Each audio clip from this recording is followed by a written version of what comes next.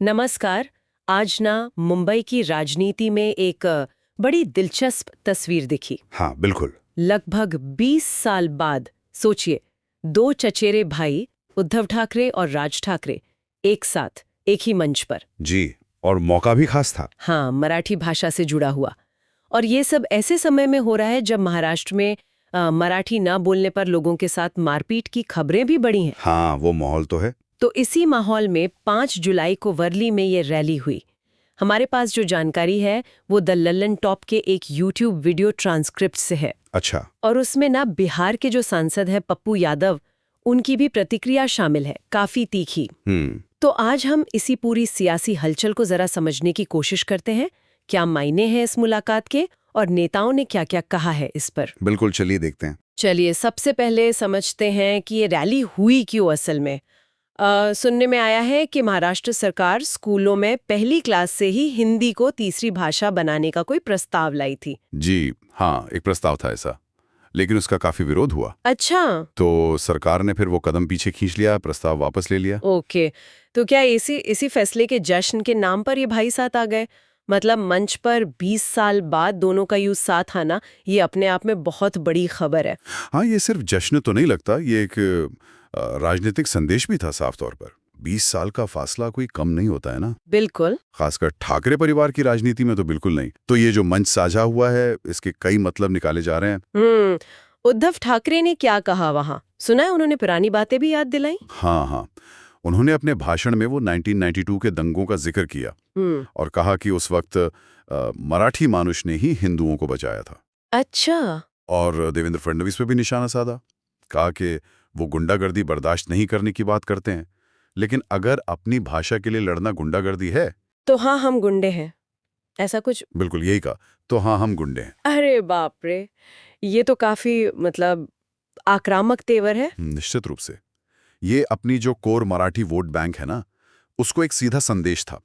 लेकिन दिलचस्प बात यह है कि मंच पर जो राज ठाकरे थे, उनका अंदाज थोड़ा अलग था। हाँ, क्या कहा उन्होंने? उन्होंने कहा कि देखो, महाराष्ट्र में रहना है, चाहे गुजराती हो या कोई और, तो मराठी बोलनी पड़ेगी, इसमें कोई दो राय नहीं। लेकिन साथ ही ये भी जोड़ा कि इसके लिए किसी को पीटने की जरूरत नहीं है। अच्छा, मारपीट से मना कर रहे थे?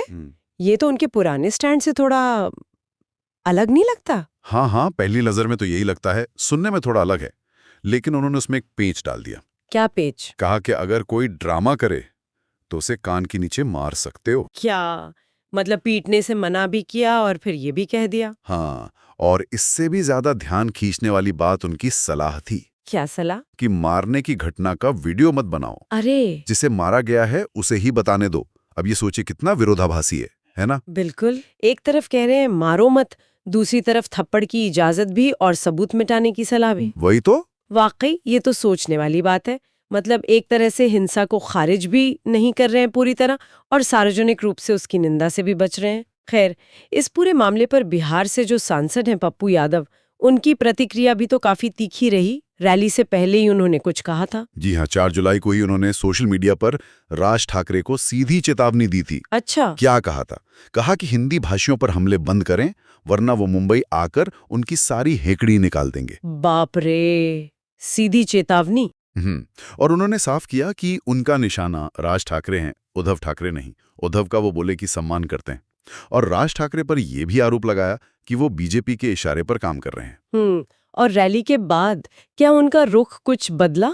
नहीं, रैली के बाद भी द लल्लन टॉप से बातचीत में उन्होंने फिर वही बात दोहराई कि बाला साहब ठाकरे और उद्धव जी के लिए उनके मन में सम्मान है। अच्छा। और उद्धव के रास्ते को उन्होंने मध्यमार्गीय और बुद्धम शरणम गच्छामी वाला बताया। मध्यम मार्गीय मतलब बीच का रास्ता अपनाने वाला शायद। हाँ, शायद उनका मतलब यही था कि उद्धव का तरीका राज की तरह इतना टकराव वाला नहीं है, ज्यादा संतुलित है। समझ गई। लेकिन राज ठाकरे पर उनका गुस्सा बिल्कुल कम नहीं हुआ। उन्होंने कहा कि राज ठाकरे की राजनीति तो हमेशा से ही उत्तर भारतीयों के खिलाफ रही है। और सिर्फ हिंदी वाले ही नहीं, बल्कि असमिया, बंगाली, केरल वाले सब निशाने पर रहे हैं। मतलब ये पुराना पैटर्न है उनके हिसाब से। बिल्कुल। उनके मुताबिक राज ठाकरे की पूरी राजनीति ही नफरत, गाली गलौज और दूसरों के अधिकार छीनने, मारने पीटने पर टिकी है। तो पप्पू यादव ने फिर संवैधानिक अधिकारों का भी जिक्र किया होगा जरूर। बिल्कुल किया। उन्होंने कहा कि भाई संविधान सबको देश में कहीं भी जाके काम करने का हक देता है। हाँ, वो तो है। और अगर बिहार, यूपी, झारखंड के लोगों का अपमान होता रहा तो वे चुप नहीं बैठेंगे। पहले तो लोकतांत्रिक तरीके से विरोध करेंगे, लेकिन ये भी कहा कि जरूरत पड़ी तो मुंबई आकर लड़ने और मरने से भी पीछे नहीं हटेंगे। ये काफी सख्त बयान है। हाँ, ये तो बहुत सख्त है।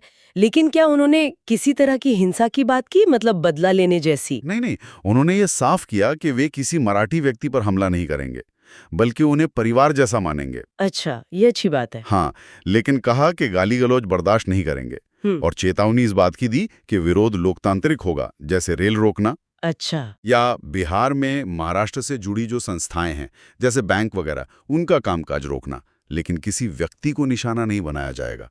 व्यवस्था का विरोध होगा। समझ गए। तो यहाँ दो बिल्कुल अलग धाराएं दिख रही हैं साफ-साफ। हाँ। एक तरफ उद्धव और राज ठाकरे हैं, जो मराठी अस्मिता के नाम पर करीब आ रहे हैं, भले ही उनके तरीकों में थोड़ा फर्क दिखे। और दूसरी तरफ पप्पू यादव है, जो उत्तर भारतीय या कह ले हिंदी भाषियों के सम्मान और हक की बात कर रहे हैं और टकराव की आशंका भी जता रहे हैं। सही कहा। ये पूरा मामला भाषा, पहचान, अधिकार और राजनीति का एक बहुत ही जटिल मिश्रण बन गया है। एक तरफ क्षेत्रीय गौरव की बात है, तो दूसरी तरफ देश के भीतर ही जो प्रवासी हैं, उनके सम्मान और सुरक्षा का सवाल खड़ा हो गया है। तो हमने देखा कि कैसे मराठी भाषा का ये जो मुद्दा था, ये दो भाइयों को तो करीब ले आया। हाँ। लेकिन इसने एक तीखी राष्ट्रीय बहस को भी हवा दे दी, जिसमें पप्पू यादव एक प्रमुख आवाज बनकर उभरे हैं। बिल्कुल। एक तरफ क्षेत्रीय पहचान का दावा है, दूसरी तरफ देश के नागरिकों के कहीं भी रहने और काम करने के अधिकार का सवाल। सही। ये सारी बातचीत सुन के ना एक सवाल जरूर उठता है मन में। क्या? कि जब नेता अपने समर्थकों को भाषा या क्षेत्र के नाम पर आक्रामक होने के लिए उकसाते हैं, चाहे सीधे तौर पर कहें या इशारों में, तो इसका समाज के ताने बाने पर क्या असर पड़ता होगा? और ऐसे माहौल में अलग अलग समूहों के बीच बातचीत की, एक दूसरे को समझने की गुंजाइश कैसे बन सकती है? ये सोचने वाली बात है ना। बिल्कुल, ये एक अहम सवाल है सोचने के लिए।